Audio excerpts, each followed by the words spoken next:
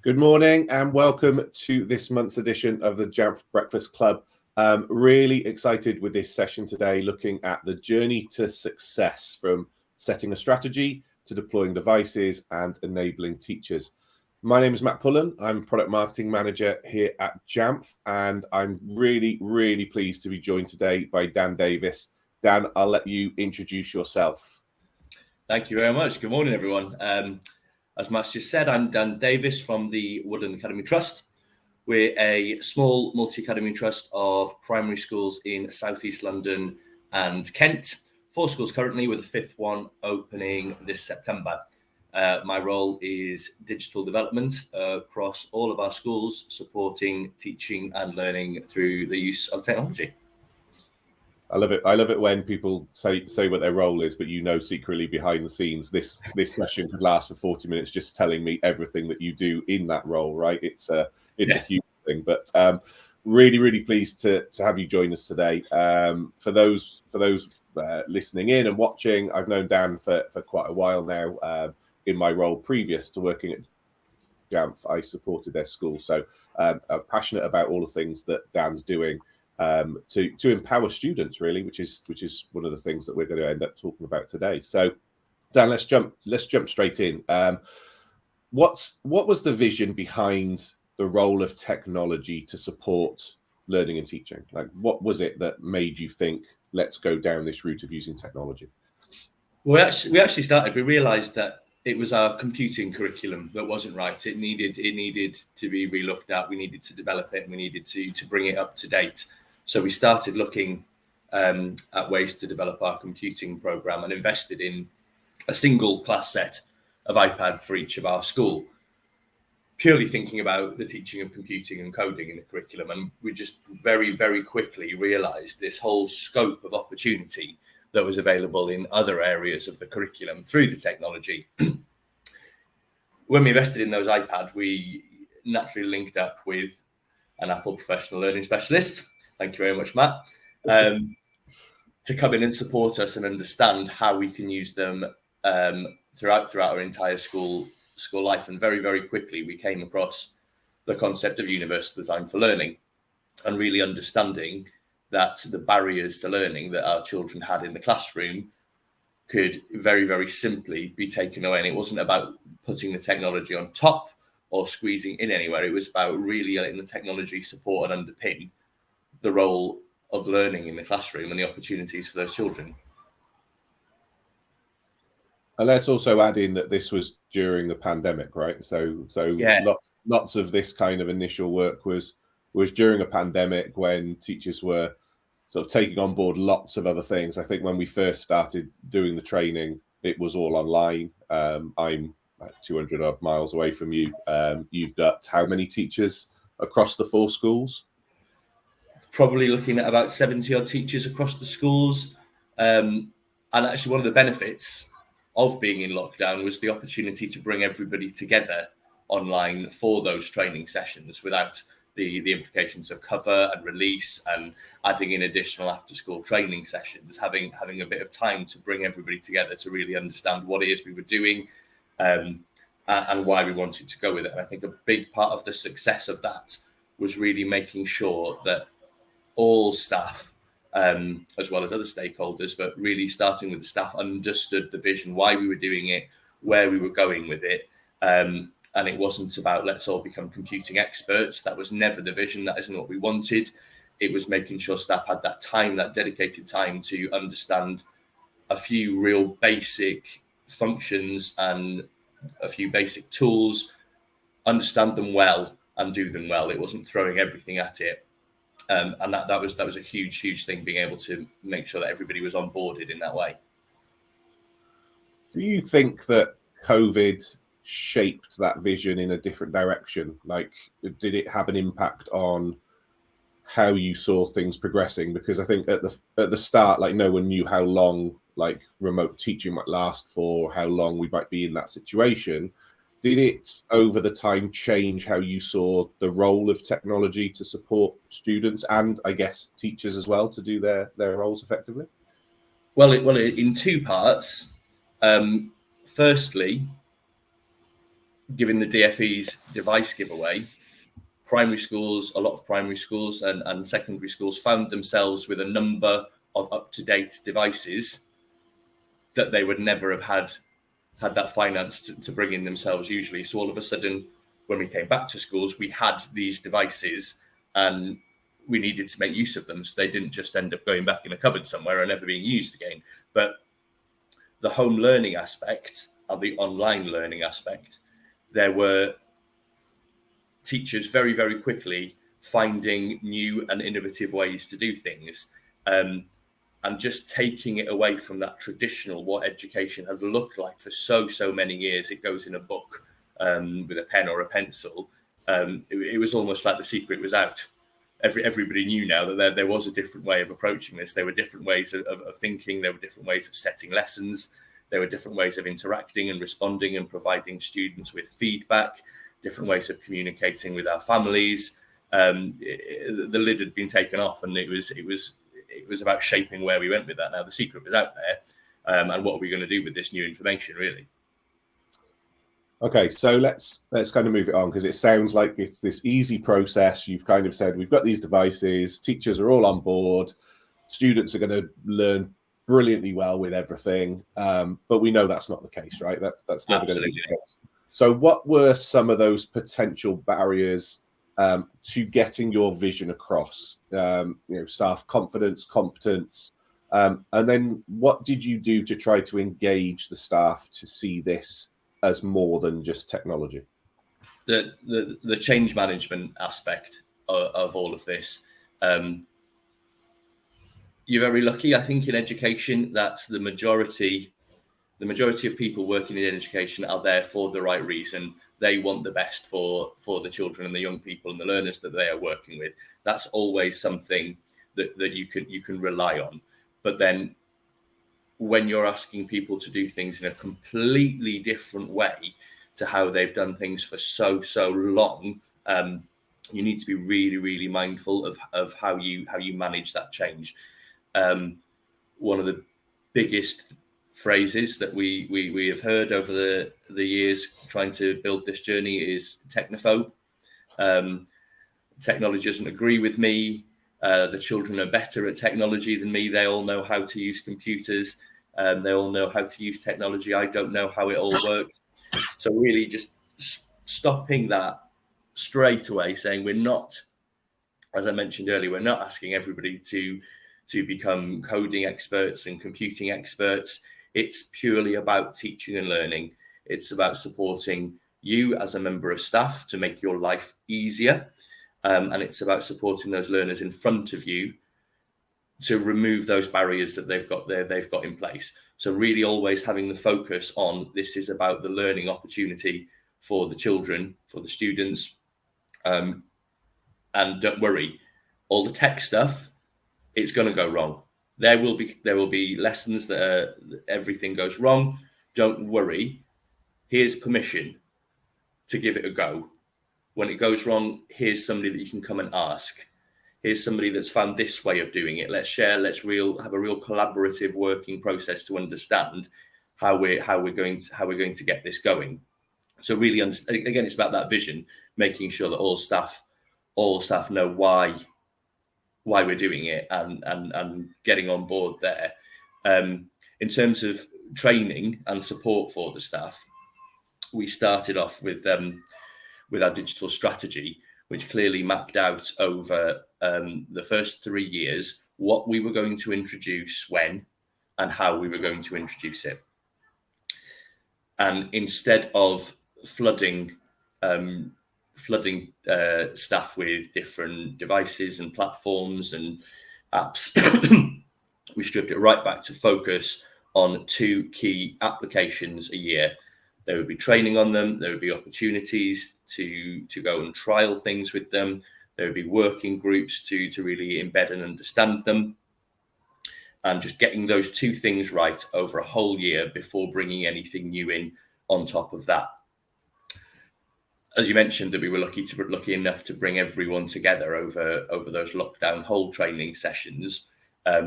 but that actually developed into us bringing our year group teams across the schools. So all of our year 3 teachers, for example, all of our year 5 teachers, giving them a whole day, giving them that time to all come together and go, right, what's happening in your classrooms now? Think about the subjects that you're teaching, the topics that you're covering, what's already going really, really well. Do we need to look at that then? What do the children find less easy to access? What do they not engage with particularly well? Which elements are just a bit dry overall, and we've never really found an innovative way to explore the learning opportunities within them. Let's work together using our newfound skill on these core apps. How can we develop something that you can take away and put into place in your classroom? Let's go away and do that. Let's give it a couple of weeks. Let's regroup. What went well? What were our barriers? What can we take away? And those small step-by-step sections to really let them think about something that's happening for them. It wasn't being done to them. It wasn't, this is what you're going to take away and do, and everybody's going to teach this that way. A real open platform to go, right, what do you want to get with this? And giving them the ownership of it. And like I said before, that permission to go, we understand that the outcome may not be as strong this first time while children are learning, while staff are learning. We understand there may be a dip and we may hit a few walls along the way, but let's work through it all together. So we had our working parties of year groups. We also looked at a kind of coaching model within the schools when we were working with yourself, Matt, about coming together for planning sessions in schools to think about what we're teaching, what we're about to go in and teach, what we want these children to be learning in the very, very near future. How do we want to do that? Let's map that out together. Then let's come into the classroom with you. So those barriers that we talk about, you know, the technophobes, I'm no good with technology doesn't like me, all of those things that you hear quite a lot, saying, don't worry, I'll be there in the room with you. If it goes wrong, it goes wrong. I'll try and help. It's not there as an observation or anything like that. There's no judgment being made.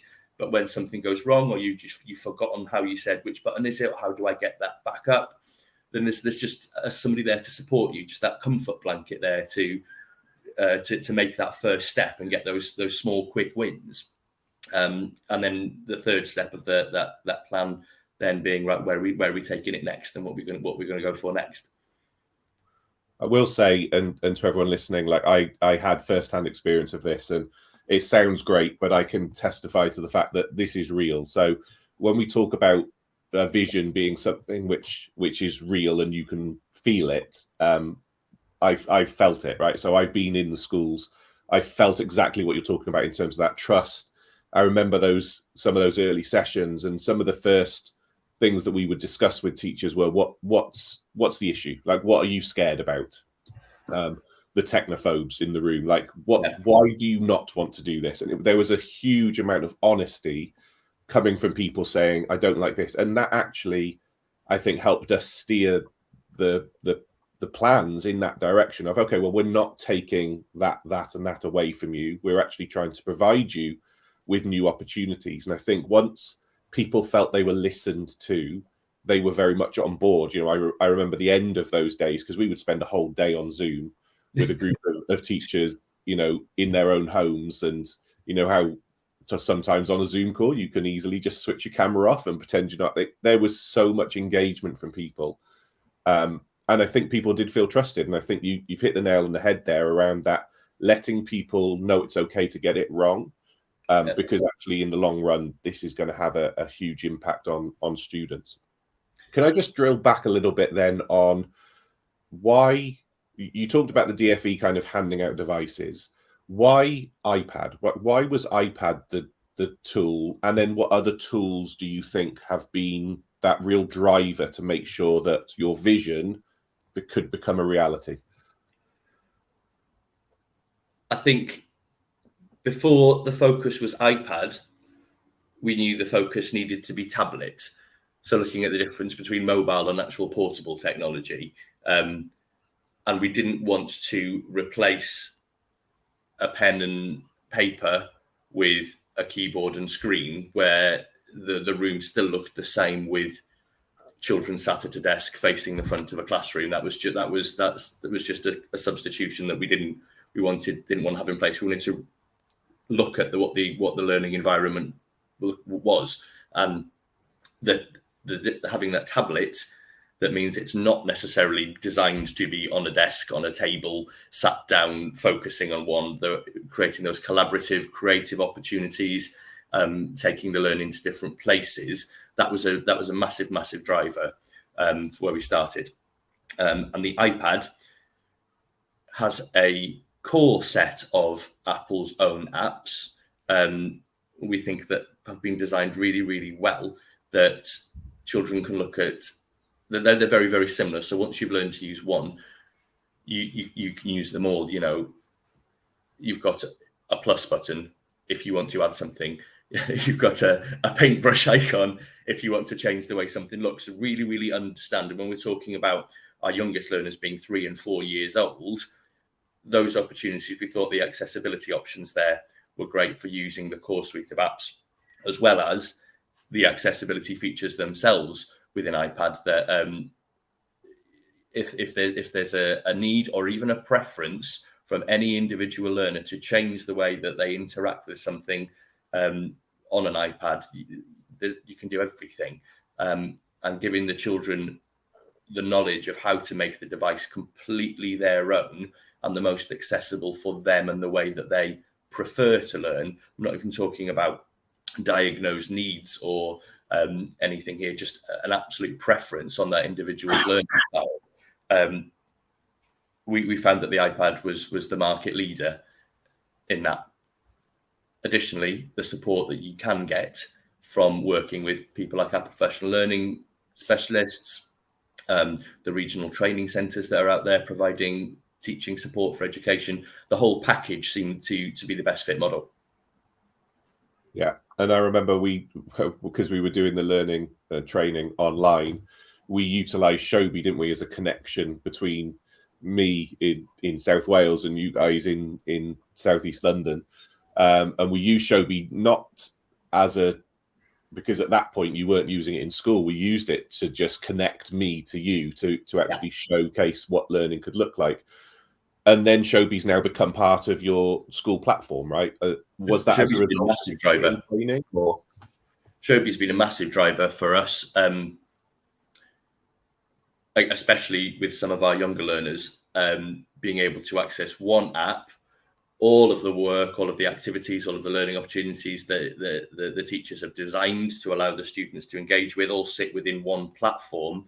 And the teachers our staff have actually done a lot of work on designing activities or opportunities to sit within ShowMe. That means that the students aren't having to pull them out of ShowMe to interact with, just understanding the functionality of that one app to interact with it there and then. And I was discussing yesterday, actually, with one of our early years leaders, the opportunity for conversations to be recorded with some of our youngest learners has been absolutely amazing. We talk a lot about children are amazing at telling stories. They struggle to get them written down, and being able to record those amazing conversations that our practitioners are having with some of our youngest learners to develop their vocabulary and understanding of the world. Having it all in one place on that digital platform, ShowMe has been a real driver for us.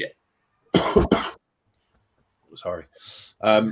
Yeah, I think it's one of those tools again that you utilize it to its full strength, right? And it's, I remember being in the classroom and we had we were doing one of those kind of supportive lessons, weren't we? And they were doing a maths lesson, and there were students going up to the teacher saying, "Oh, look what I found I can do." And they were really leading their learning, weren't they? Because you'd given them the tools in order to learn in a way that worked well for them. So it wasn't about using it for feedback and assessment.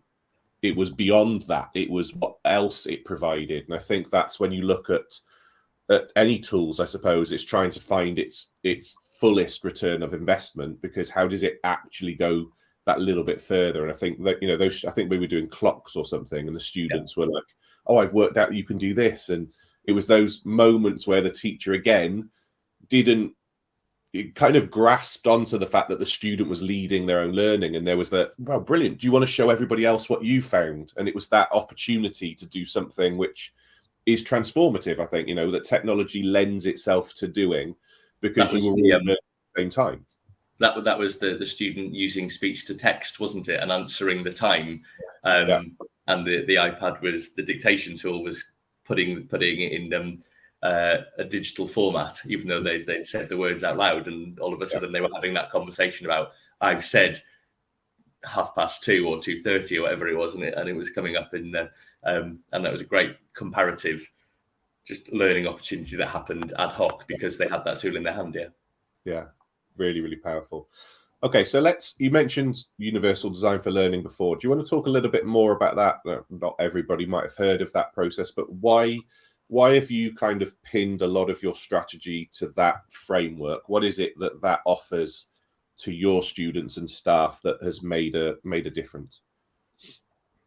The universal design for learning approach, as we take it within the Woodland Academy Trust, was such a turning point for us when we heard that phrase. I went, hang on a minute, that's what we've been trying to do. It's pulled everything right together for us and went, this is where we're going with it. The universal design for learning approach I think is what everybody in education has always wanted, but a lot of it's been physically impossible to constantly provide those opportunities, to remove as many barriers for learning by providing one opportunity for a learning outcome and saying, go. How do you want to get this? How do you, as an absolute individual, want to achieve this? What's at the right level for you in that moment on that day?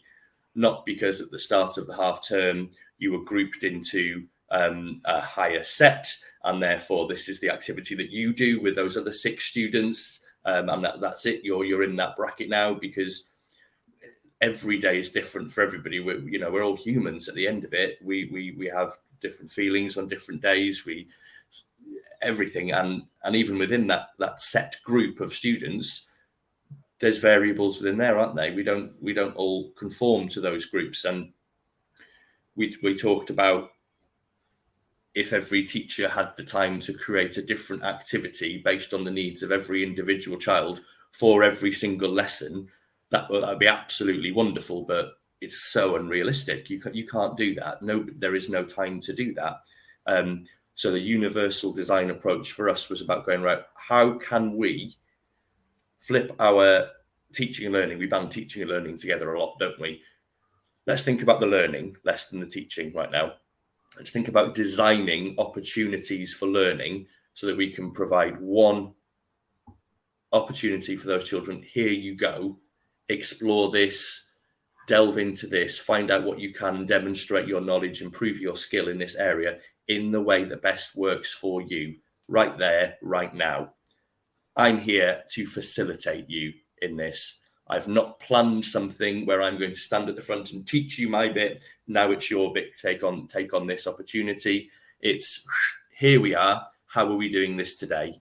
I'm here when you need me to jump in and support and scaffold right in that moment, there and then, for those individuals, real time. And I guess that's where the technology then comes in. So like you said, you then had the tools to enable you to meet that kind of approach, because if a student wanted to use voice to text, like you mentioned before, that was there for them to use it. And in some cases, students would learn fantastic things like, oh, if I say it in this way, it shows like this, and now I've made a connection between analog and digital. Or just opening up opportunities for students to, we used to talk a lot about the whole idea of a student not being able to spell a word, but they could always spell the word if they could say the word, and some of the fun that would go with that. And students might want to draw a picture. Yeah, sorry, go on. Yeah, I was saying that was where it came into play. While I always say UDL is not necessarily about the technology makes it possible and allows for it to happen. And it's not about always using technology. It's about technology being them having a device there that provides so many ways for them to interact and engage and explore an opportunity, which is why having had all those devices from the DFE and primary schools talking about our own setting, finally having fit for purpose devices in a quantity enough to be able to use them regularly, meant that those opportunities for the first time could take place in almost every lesson.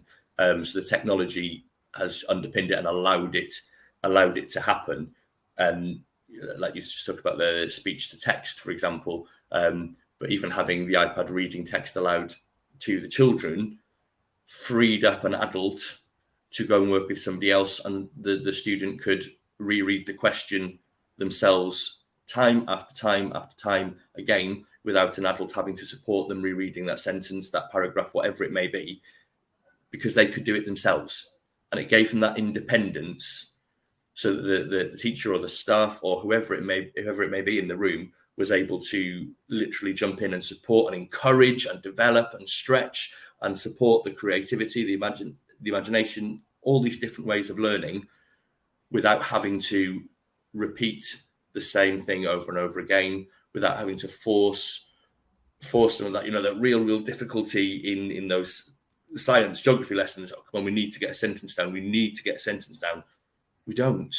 All of a sudden, the students were evidencing much more knowledge and learning far beyond where they had done in much quicker periods of time. Yeah, and I remember we some of those lessons we'd go outside with teachers with I mean, it's fair to say they didn't have very much confidence, and we'd go outside and they were doing things around. I always used to talk about the trees, and I always used to talk about trees in training sessions. And we did a session outside where the students were actually comparing trees and taking photos and talking over the top of them. And the teacher, I think, was quite surprised that the students just did it. They just got on with it and they were engaged. And whereas in the classroom, that might not have been the same way. So I think then that iPad becoming the tool that now enabled you to do something that probably wasn't possible before, or was possible, but it would have been a case of you were going outside looking at trees and then writing something on a piece of paper. But if you couldn't on a clipboard, paper flying everywhere. Exactly. So it's like, how many barriers are there to learning when we're taking paper outside and it might rain, it might be windy, students might not be able to write. How do we keep them focused? Whereas actually the iPad, and this has always been interesting for me to see with schools that worry about digital devices, the iPad actually connected the students to the learning, because they were using it as a window to take photos. So if it wasn't for the iPad, they wouldn't have framed the pictures. They wouldn't have focused maybe as much on what they're looking at, because they use the camera in that way. And I think it's those small wins that you can't overplay enough, because that makes a huge difference. And we asked students, I think, to do one or two, and it was like, they were coming over to us and, I've done another one, I found another one. And that buzz and excitement of students learning in that nature. And it was with a teacher who, self-confessed was, I'm a bit nervous about trying this, but I'm going to do it anyway. Let's go. I just always remember little moments like that as being those real, this is why we're doing it. And it's not the technology, it's the difference it's making to those students. So have you got any other stories like that to kind of share in terms of the success? Just carrying on about the famous tree that we that we often talked about in training. Remembering that lesson that you've just referenced, I think a huge thing as well was the children knowing that the picture of the tree that they were talking about was theirs. It was their own picture, and they had that ownership of it. They were proud of their own photo, and they wanted to give a lot more information about what they'd seen and what they'd found than they would have with any old image of a tree that had just been printed out and handed to them. And I think one of our favourite moments, little stories of opportunity that came about was we had a child who, in year 2, so a fairly young child who just really had this block on writing, and had a one-to-one support member of staff who would sit next to her in her English lessons, and they break down every single sound to try and get this young girl to get this sentence down. And it was taking every ounce of concentration and strength and work that this one child had just to try and get that sentence down. And this was daily. And then we opened up the speech to text, and we discovered that this little girl was actually one of the most creative storytellers that we'd ever come across, that had all of the vocabulary around the topic, that understood exactly where the punctuation needed to go, and could just reel off this absolutely wonderful work. And she saw her story in paragraphs. She saw her story. She had written that. She was the author of that story. And her attitude to school life just changed instantly there and then. All of a sudden, she wanted to improve her writing, her pencil grip, her stamina for writing, because she wanted to write down this story that she'd seen in front of her. It was her story. She was the author. She was the owner of that story. And she had it all there in front of us so quickly. And as staff, we didn't know she had that creative capability. She didn't have that vocabulary. We hadn't had the opportunity to find that out from her before. And that was wonderful. I mean, this grew on as well to understand. We had teachers that were leaving voice notes on worksheets or next to questions that they were asking children, of the teacher reading the question aloud to the child. Great.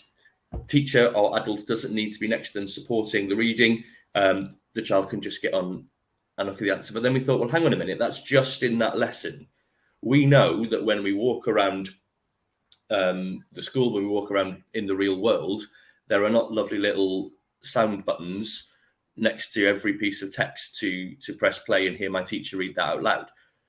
So we went a bit further with that, working with this teacher, and we thought, well, hang on a minute, if we're getting the child to take a picture of that text themselves, and they know how to scan that in, highlight the text, and make it speak back to them, that's a skill that these children now have to take anywhere in the world with them, right in their pocket.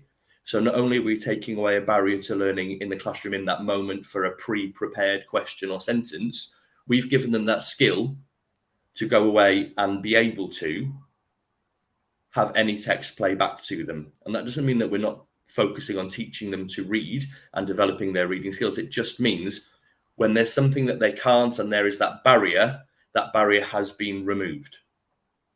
Yeah, I remember that being one of the barriers with staff at first, wasn't it? Like, we would talk about the role of the technology and how it could support a student like that. And then some of the feedback from the teachers and leaders, I guess, at first was, yes, but what about their handwriting? Like, what about their ability to write? And we did challenge it, and there were some tense moments at times. And I think one of the things we said was they need success before they feel the passion to learn a skill that doesn't mean anything to them.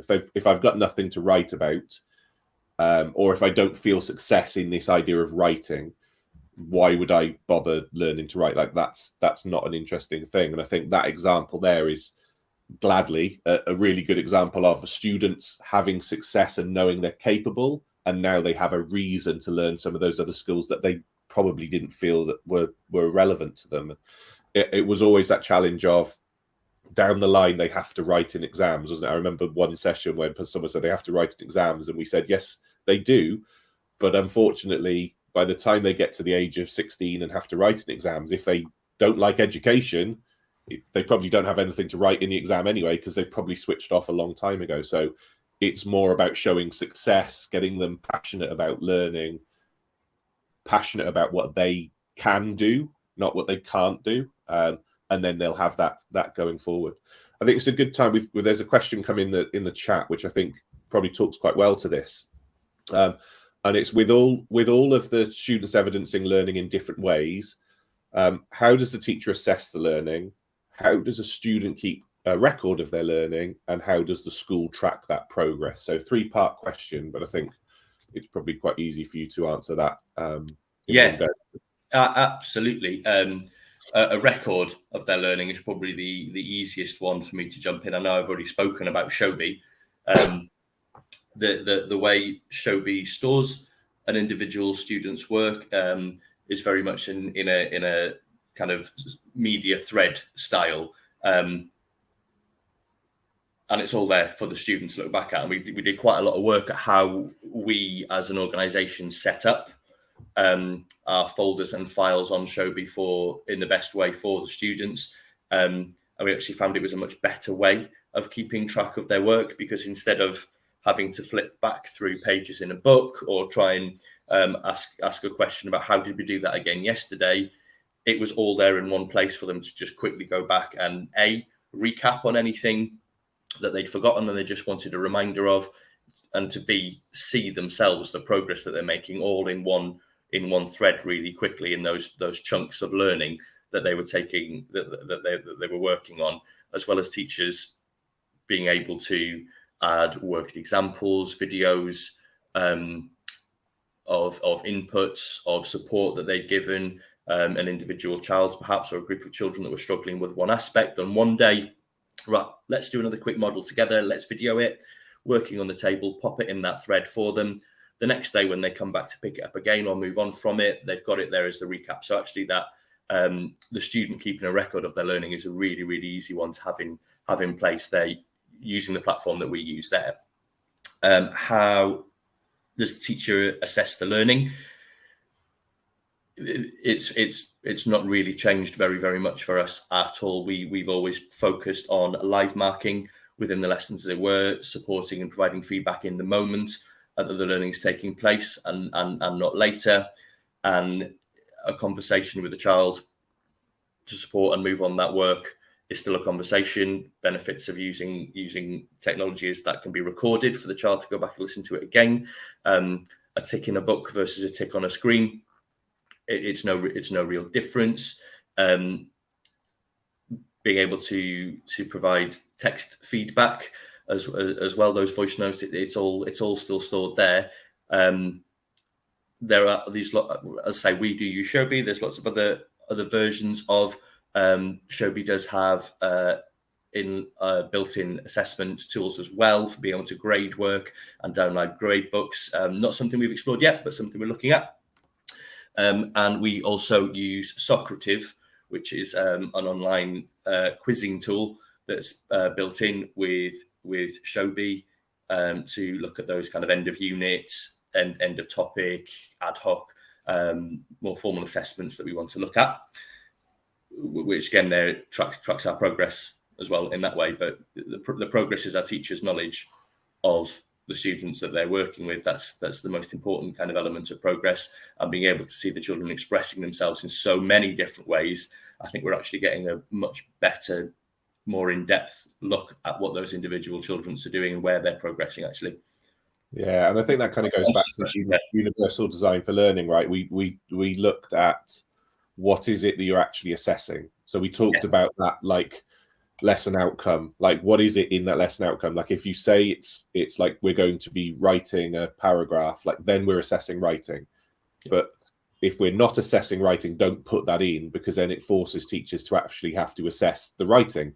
So with the things like the trees, it was a subtle change to, not say in that how the student was going to do it, to allow the student to do it in a range that they did. But then the teacher was marking, do the students know about the tree or whatever it was that, labeling the tree, the parts of the tree or whatever it was. So the focus kind of just had to flip in the teacher's mind, like you said, to that live feedback. What is it I'm actually assessing in the child? Is there an opportunity to potentially correct their spelling and grammar? Yes, but that isn't the main focus, because again, to the success of the child, you wanted the students to be successful in what they were doing, as opposed to knocking them back and what you can't do, which actually wasn't necessarily relevant to that piece of learning at that time. So that shift in focus.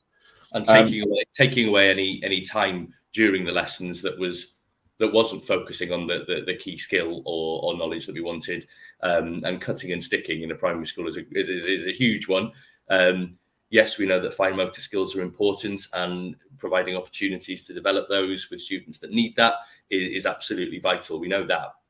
But if I'm working in a history lesson and I'm spending the most of the time cutting and sticking things to place on a timeline, I'm not really showing you what I know about this timeline at all, am I? I'm showing you that I still need fine motor. I'm getting frustrated that I can't cut in a straight line.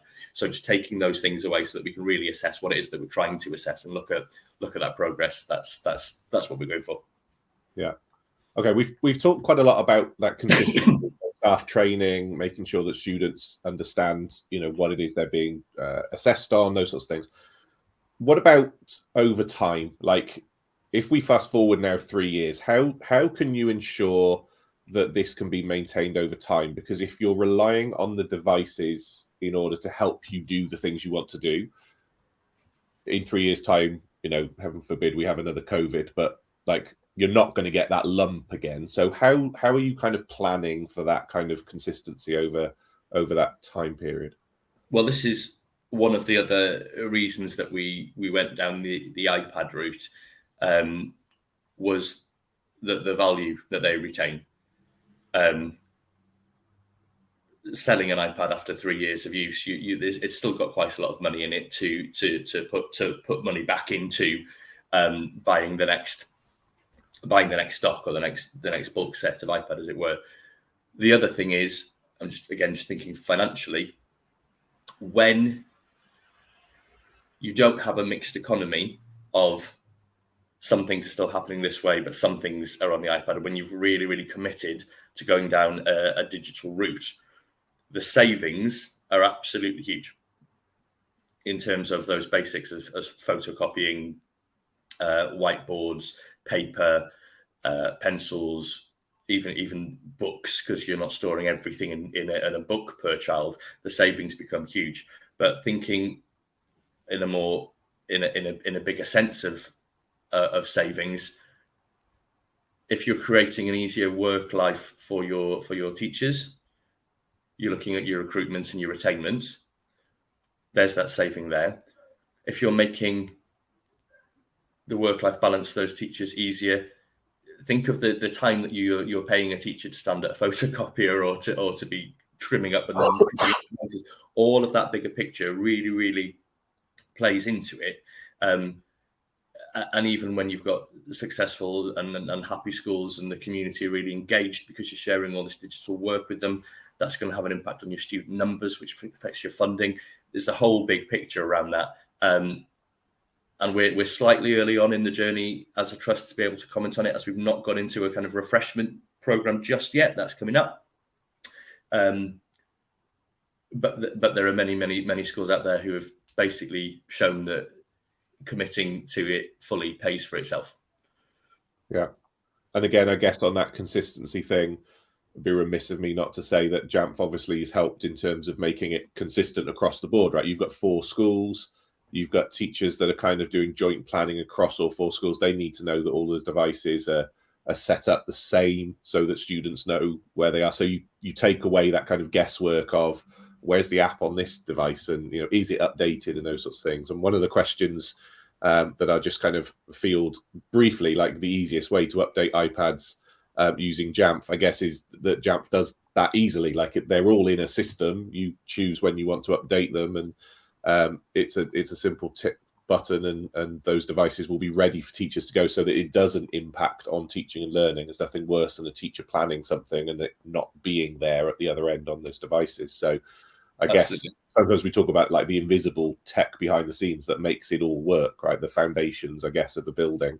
You don't see them, but if it wasn't for them, that the building wouldn't stay up. So that's the thing, and that's having all of the devices managed has just given us that reliability and that confidence that we're going to pick up the device and it's going to have the app on it that we need, or if we need something taken off, just that comfort blanket in our earliest steps. Where we've been with Jamf Pro, we're moving into our first kind of cycle of refreshing our devices, which we're lining up with a move over from Jamf Pro into Jamf School. Now that we have more confidence in staff and an understanding of how they need to use devices and why they want to use the devices in a specific way, to give them back that ownership to the teachers, to the staff, give them back that control so that they can really, really map out, how do I want the device to be used at this time, in this moment, in this lesson, by which children, to really give the control and the ownership. They're the ones in the classroom. They're the ones working with the students. They're the ones that know what they want the device to be doing at that moment. So giving them that control through Jamf School is going to be an absolute game changer again, and really, really going to open up the opportunities for success that we're going to see. Yeah. Dan, I'm conscious of time. I think we could probably spend 2 hours or more having a conversation about all of these things, but I know people have got to get on with their day jobs and etc. It's been a real pleasure talking to you. I was part of the journey, and yet I'm still kind of excited to hear about all the things that have happened in the classroom. I guess this is one where it'd be lovely to have you back, in a year or so's time, and kind of update people on that story. But I just want to say thank you so much for joining in today and sharing everything. And then equally, thanks to everybody for joining in and listening to the story.